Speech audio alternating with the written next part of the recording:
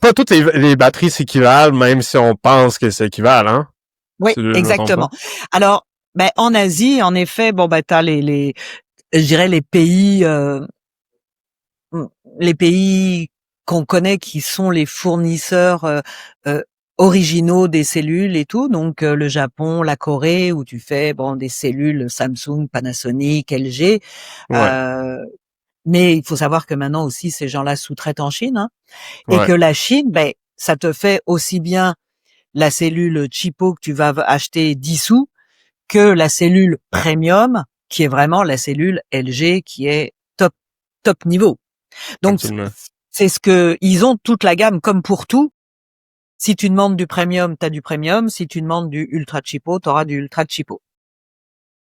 Donc déjà c'est ça. Donc c'est la qualité de base de la cellule. Déjà, qui est puis il y a des fabricants qui sortent 10 000 cellules par an, puis t'as des fabricants qui sortent 25 millions de cellules par an. Wow. En qualité premium, hein, donc c'est pas la même game, c'est pas la même expérience, pas la même expertise. Donc t'as déjà la cellule de base. Ensuite, t'as vraiment comment va être fabriqué ton battery pack.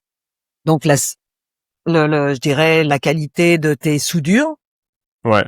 La qualité de ton nickel qui est sur sur les cellules là, sur les pôles de tes cellules. Ensuite, comment ton assemblage est fait? Est-ce que tes cellules sont collées entre elles? Est-ce qu'elles ont assez d'espace entre elles pour si jamais il y a une qui chauffe une qui chauffe ou une qui a une légère déformation, est-ce que ça va créer un emballement qui va être de contact? Absolument. Ensuite, ton filage, est-ce qu'il est assez épais? Est-ce que ton filage est bon? Est-ce que ton BMS est de qualité ou pas? Parce que si tu as un BMS vraiment passif de base qui fait juste gérer, je dirais, ta charge et ta décharge, qui fait zéro équilibrage, qui fait rien, ta batterie va avoir un profil de dégradation qui va être beaucoup plus rapide. Je vais faire un petit rappel ici pour les auditeurs auditrices. Un BMS, c'est comme le cerveau de la batterie qui gère les différentes cellules, la part des différentes cellules, etc. C'est la manière la plus simple que je peux l'expliquer. C'est comme le cerveau. Oui. C'est un bon cerveau qui gère bien, ça se passe bien. Mais c'est un cerveau qui dort sur le gaz, comme on dit, elle peut devenir dangereux. Ou ta batterie peut juste pas être efficace. Voilà, c'est ça.